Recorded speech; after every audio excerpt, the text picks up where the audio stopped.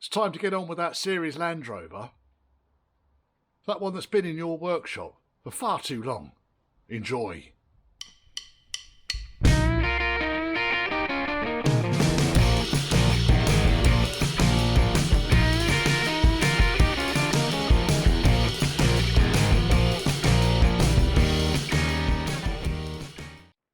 And before we find out what I've been up to, can you check you're subscribed? And if you're not subscribed, why not? How are you going to get outstanding content like this if you're not subscribed? Click the bell too. All helps algorithms. Comment down below, helps algorithms. Don't comment down below, doesn't help algorithms.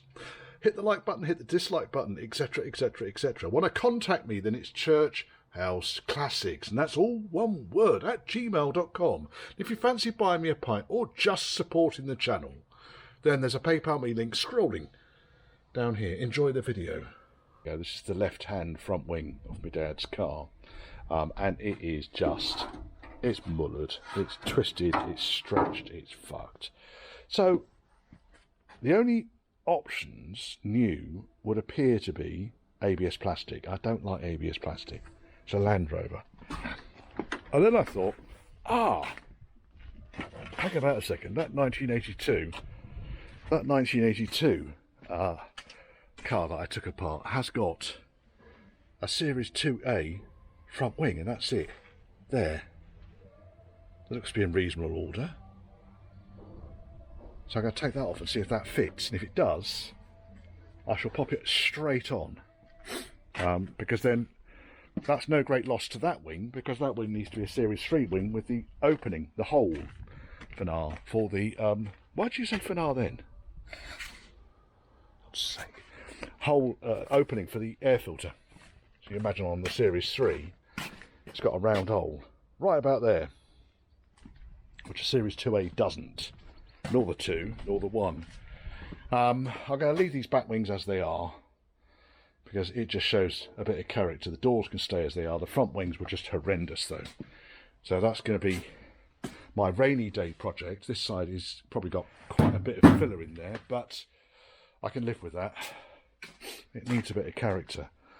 I don't like it when they restore these things and they fill in over all the pop rivets. I don't like it. They look odd. They look strange when you can't see the spot welds and the rivets.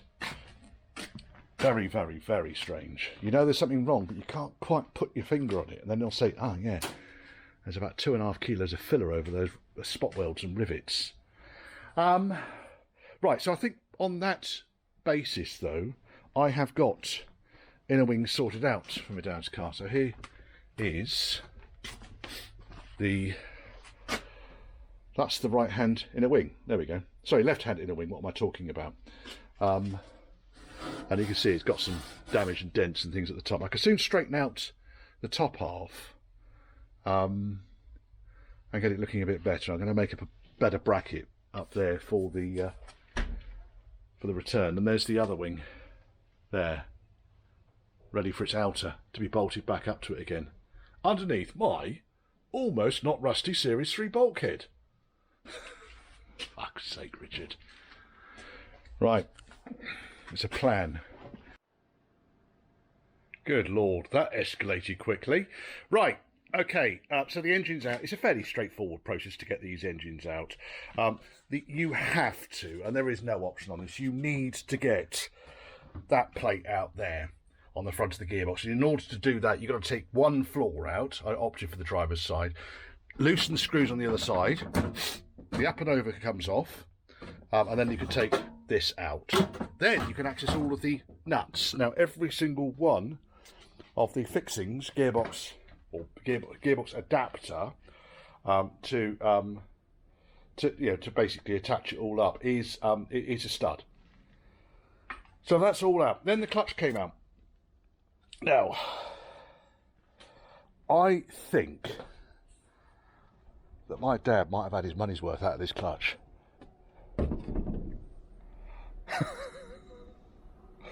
that is yeah, gone. So I need to get another clutch. Springs have gone on it anyway. I'll check the cover plate, because the cover plate looks quite robust. It's a 3-fork affair, and you can see on here there's been some burn marks where it's been slipping. So I'll give it all a damn good clean up. The engine's going to go down onto the floor in a second, and just to give everything a damn good clean through, so I can get things sorted out. Then what I might do is, while the engine's out and while I'm waiting for parts, is clean this area up. I need to weld this foot. I never ever welded this footwell in. We ran out of time, so perhaps I'll weld that in. But yeah, came out, not difficult. Exhaust manifold. Well, I managed to break 3 of the 4 studs off, but then there was enough left in there that I was able to actually just drill them out and revert or run a tap through, which was a 5/16 UNF, and each of those holes now is more or less ready once I've cleaned the face up, and that's the next job I need to do, is I need to clean all this old gasket material off. Cleaned up so that I can refit then the inlet manifold over the top.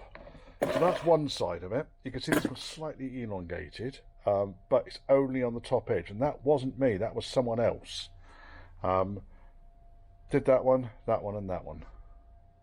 Worked beautifully. Right, now, other thing, all of these studs came out eventually. I had to put helicoils in 2 of them. And now we've got, again, I'll be able to put a nice stud in there. The only one that survived was this one here, and that worked beautifully. So I'm going to wind the studs in. I use brass nuts on them. Hopefully the studs will outlast the manifold. I know I've used helicoils, I know it's not ideal on a cast manifold, but this is Hobson's choice. If it breaks, it's easy enough to change the manifold, and then obviously I need to clean up these faces before it goes back on. Now, inlet manifold next. If you remember, it's over there, I put a servo on this car, so I need to take a vacuum pipe off the inlet manifold in order to fit the servo. When I looked at the manual, it showed this kind of setup. So a nice angled piece of, I don't know what that is, 5/16 pipe on a male to male, and the bottom half of that male is a 1/2 inch UNF 20 TPI. So I drilled into that boss there, tapped it out, wound that in. Now you can actually buy these bits brand spanking new, and they are, well, I managed to rob this one off my 2 1/4 petrol engine that's over there in the corner. But effectively what we're looking at here is a male to male, and then a little hose tail with a burr on the end of it, so that we can put the vacuum pipe on. Now I don't know where the non-return valve is on this. I'm assuming that it's in the servo. Brand spanking new servo.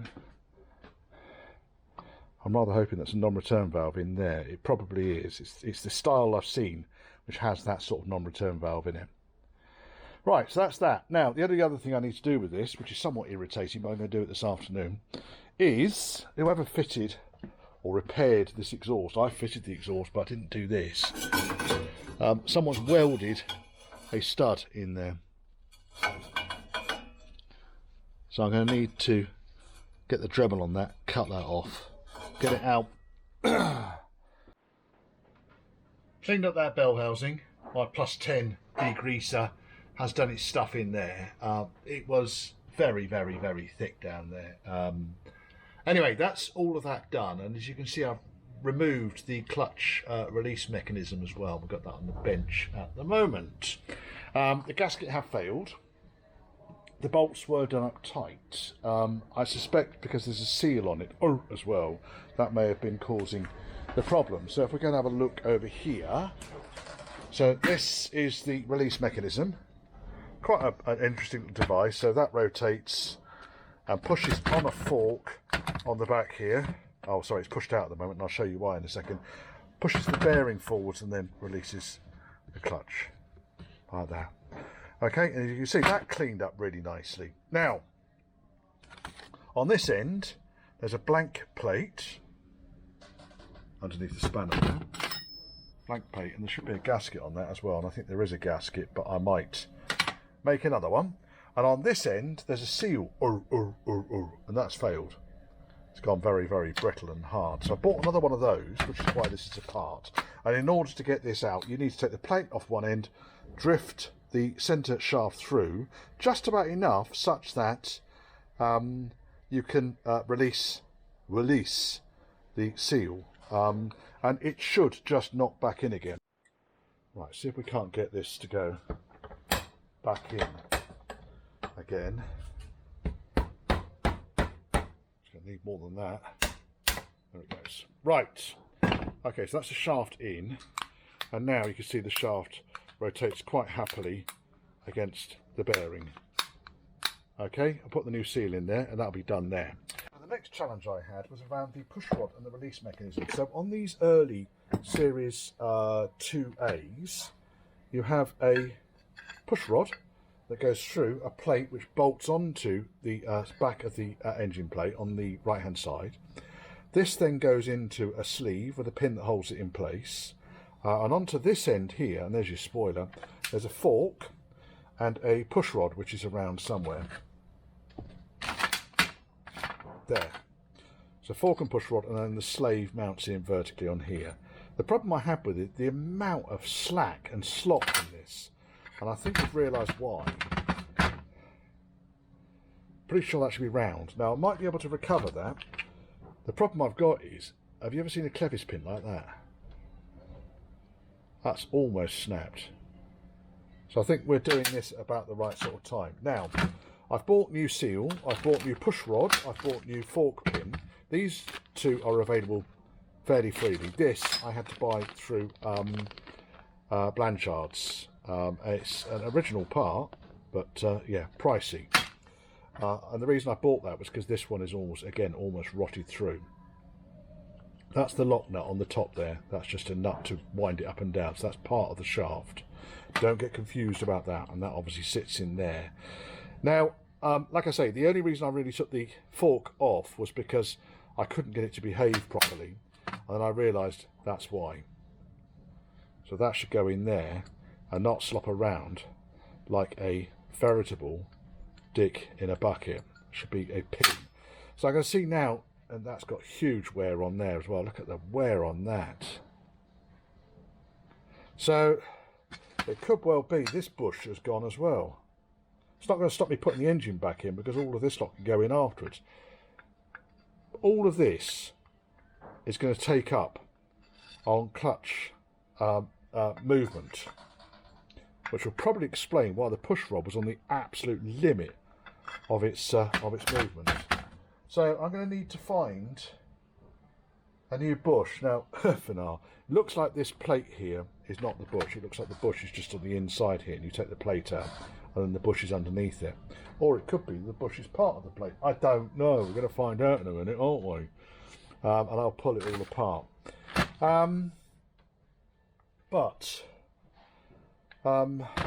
This needs to go back on.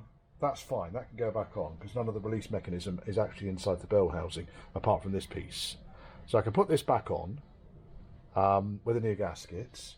I can get the flywheel, which is down here, nicely skimmed. CK Motor Engineers done a beautiful job there, thank you very much. 60 quid for that, but that's beautiful, so that can go back on the engine. And then hopefully get the engine back into the engine bay and off the floor, which I'd really like to get done this weekend if I possibly can. So I'm going to see if we can get hold of these parts. Now, looking at the parts manual, what I really need is this piece here. If this is not available anymore, then I'll weld up the hole and re-drill it.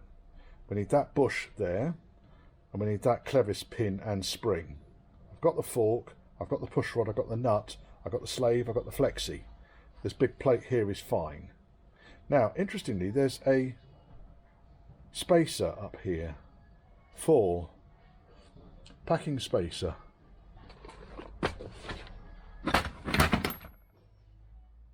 Well, I didn't have one of those. The slave, I think the slave was just bolted straight up to it. It's going to find the slave, walk past the door really quickly because he's got the music on loud over the road, and I don't want to demonetize this video. Where's the bloody slave gone? There's the carb, there's the inlet manifold, which I've rebuilt with the new studs. Slave's disappeared somewhere. Oh, come on, Richard. You had it just now. It'll be up on the bench over here, won't it? You know it. You absolutely know it. I'll find the slave. Fuck's sake. It was in the box on the floor. Right, so that's the slave as it came off. And you can see from the markings on there, and the markings on here, there was no spacer in that. Right, that's all fitted back in again and looking nice and clean. I've not fitted the outermost part of the crush shaft. I've fitted the intermediate bit, which is just there, so I can fit the rest once the engine is back in. Now that hulking great hole there is not supposed to be there. I noticed it when I pulled the engine out. And it's like there's been some trauma in there, like someone belted it one with a hammer. Because it's actually deformed the casing around where the mechanism goes through. I'm not going to worry about it. I'm leaving it as it is. Right. Then I pulled the pilot bush, the old pilot bush, out of the flywheel. Fitted the flywheel up. Torqued up the bolts, I think about 65 foot-pounds. Dab a thread lock on each. Put the clutch cover plate in. Dab a thread lock on each. They're £22 or £25 I think I did them up to, but £22 is fuck all. And again dab a thread lock, and this is more or less ready now to go back in. So that'll be a tomorrow job, I think, because I've had enough of doing this now. I'm going to start doing something else. So onto this clutch release mechanism, I wanted to find out if this bush is going to need replacing, because it is a ball.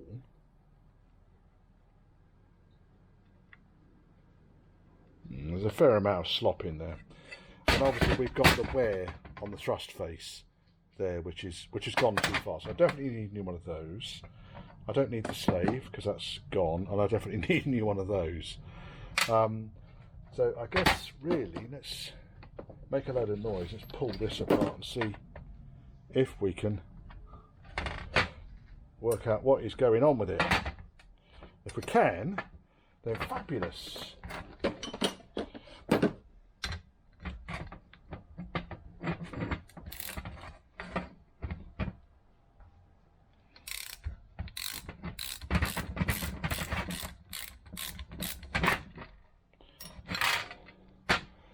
Quite a few layers in here, so it could be. Probably need to grab a picture of this before it all comes apart, because otherwise what will happen is I'll have to refer to some non-existent diagram in the manual, whereas this is how it came apart. That'll do.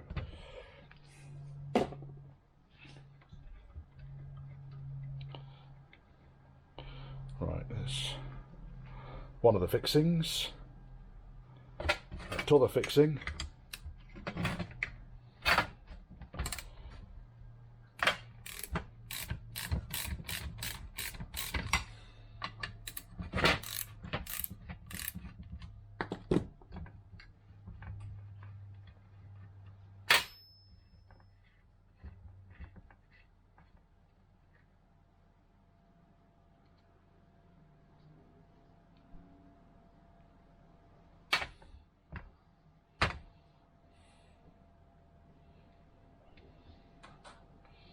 actually looks like it's a single unit. See if it doesn't come apart. It does. And in the middle of that is this, which probably wants to come out of there. It's all a bit gummed up really.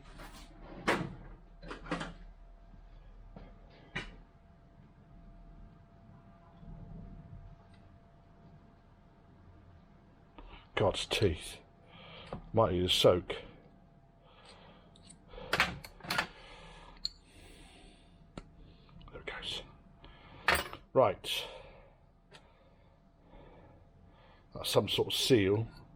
Oh, there's the bush. There's the housing. That's some sort of seal too. Oh. Giant O-rings. There we are, it's all apart. Right, let me see which bits I can get new and which bits I can't. Right, first and foremost, the spacer on top of the sleeve, that bit up there that I mentioned just now, it's only for 9.5-inch clutch plates. Well, I haven't got, I've got a 9-inch clutch plate.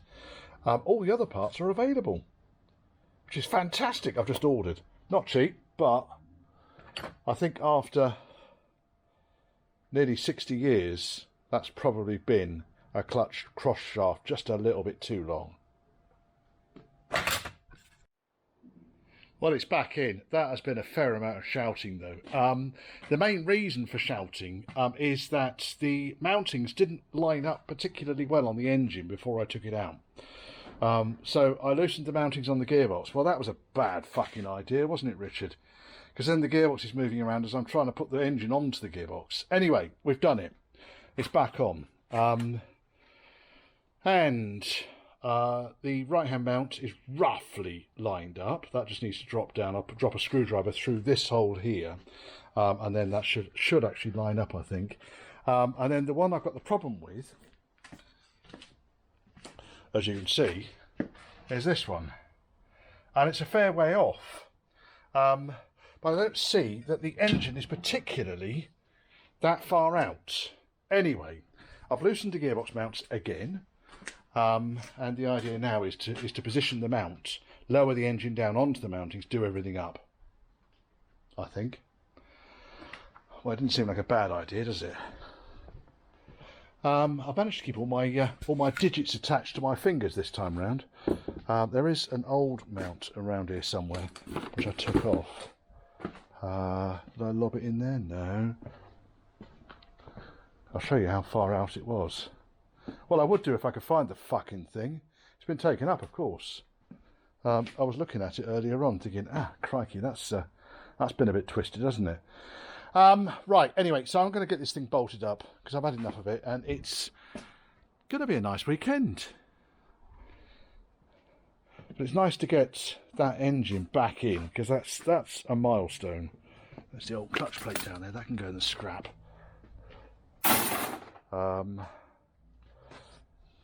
Don't know where that mounting went. There's another cracking piece of footage there. No, that's the other one. Cracking piece of footage there, Richard. There it is. Oh, just trip over the engine stand. It's not much better, but it is a little bit better. It is what it is. I've tried adjusting the stands. I mean, the only thing I possibly could do is to drill this hole on this mount slightly larger so that the mounting could sit straighter in it. But I want to be absolutely sure the engine and the gearbox are right in the chassis. But it's back in. Oh yeah. Right, I'm going to have a tidy up, I think. Might clean the starter motor up, because the starter motor is looking quite perilous. It's there. Because it was sitting in the bell housing, you can see there's quite a lot of gear oil and shit on that, so I'll give that a damn good clean up. And there's the fuel tank out there for the MG. Spoiler. Well, you might have already seen it, I don't know. Depends which order I put the videos out in, doesn't it? Yay! Right, okay. I managed to straighten this wing out enough. I wasn't going to... If I was going to put another wing on there, I'd have to paint it. This car's got so much patina on it, sorry, scruffiness on it, that I really wanted to just tidy bits up where I possibly could. So I managed to beat out the Louis dent, which my youngest son did on the gatepost while he was learning to drive, because all my boys and my niece and my nephews have learnt to drive in this vehicle in the field opposite my dad's old house. So yeah, that was the Louis dent. I managed to beat that one out. Put all of the inlet manifold, and the exhaust is all now connected up, carbs all connected up, fuel's all connected up, and I thought, you know what, I'm going to get all this lume and everything back in. So in order to do that, it really meant getting this wing in place. Now the only thing I had to do was to cut because this piece here came round here and then down, and it was just too tight on the end of the master cylinder, so I trimmed the wing back. Probably need to just dress that piece back there, otherwise it's going to rattle on the servo. You can see there, that needs cutting back. But otherwise, yeah, we've got a wing on. Well, it's not actually on, it's only held on by 2 bolts. There's a bolt on the bottom there and there's a bolt on the top there. The rest of it is floating. But it's a step in the right direction. I need to get the radiator panel back on. Now, I spoke to Dad about headlights and so forth. And the headlights on this thing were woeful. I've probably got them in the box at the back here. They were all just shot. The beauty rings were shot. The electrics were shot. Everything on, just there was nothing right about them. So we are not entirely sure yet whether we're going to go for the spider's eyes across the front. I'm going to put that panel back on because it gives us the option to put the spider eyes back on if we're going to. Everyone's going to moan like hell saying, well, that's an early Series 2A front panel on a later Series 2A. These wings and the headlight position is correct for the age of this car. That's a year older, or up to a year older in age. I don't know how else you measure a year older, Richard. What are you talking about? Anyway, I'll put that panel back on just because I've got it. I have got the original panel that came off this car when we did the chassis swap, and that is right at the back here. There. So there's the original panel. It actually doesn't look in that bad shape. I might weld a new lip on the bottom of that and put that back on. We'll see. I don't know yet. I've got the next couple of days really doing nothing but this because I want it out. I want it working. I want it gone. Dad wants it back. So I thought I'll get this done. Get it back together again. Had enough of looking at it. So clutch hydraulics are all in place. There was no giant return spring on there when I took it all apart, so I've opted to fit one because I think it will help the pedal to stop rattling, perhaps. I don't know. So that's all in place and connected up. I haven't bled it through yet. And then I bolted the gearbox back up again now to the cross member. That's all in place, and the mountings and everything are all looking a lot squarer than they were before. There's a little bit of a slant on that one, but nowhere near what it was. I'm pretty happy that everything is in the right place, which is good. It's a good thing. So I'll bleed the hydraulics once the interior is all back together again. What I'm really doing next is working on getting the this wing back in place. Now, you can see here there's the remains of the fixings that I've used in the past, and I've got brand spanking new galv. There's the old plates down there. What do I do with the new plates? I bought new ones. They've been taken up. They won't be far. There they are in there, look. Brand spanking new splash panels. That's the driver's side one, I know that because it's got the steering box cut out. So that needs to go there. And I'll line up the fixings. What I might actually do is put riv nuts into the floor and then get this sorted out once that's in place. I want the wing and everything on, really. One thing I have mislaid, and I don't often mislay stuff, but I have mislaid the big spire bolts that go in here. The Acme screws, whatever you want to call them. So I've ordered up a set of those. They're about 30p each. So rather than me spending the next 4 weeks looking for them, I thought, you know, I'll just order some new ones. They should be at home today or tomorrow. I'm at the workshop at the moment. Of course, the second that they turn up, I will find them, and there'll be something stupid like in here. They'll turn up. There'll be a little tin of them, or box of them somewhere. In fact, I'm just wondering right now.